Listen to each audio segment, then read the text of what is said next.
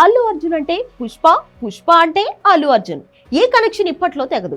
బన్నీ అంతగా ప్రేక్షకుల్ని తన వశం చేసుకున్నాడు. అదే టైంలో పుష్పలో ఎస్పీ భన్వర్ సింగ్ షెకావత్ క్యారెక్టర్ లో అద్భుతంగా నటించి ఫాహద్ ఫాజిల్ తెలుగునాట ఓవర్ నైట్ స్టార్ అయ్యాడు. కానీ అలాంటిదేమీ లేదని ఫాహద్ అంటున్నాడు. ఫాహద్ ఇటీవల ఒక ఇంటర్వ్యూ ఇచ్చాడు. అందులో ఆయన మాట్లాడుతూ, పుష్ప మూవీ వల్ల నాకు ఏమీ పెద్దగా ఒరిగింది లేదు. పైగా కేరళ చిత్రసీమను దాటి ఎక్కువ క్రేజ్ వచ్చిందా అంటే లేదు. అలా అని నేను ఎవరిని తప్పు పట్టడం లేదు. ఈ విషయం నేను సుకుమార్ గారికి కూడా చెప్పాను.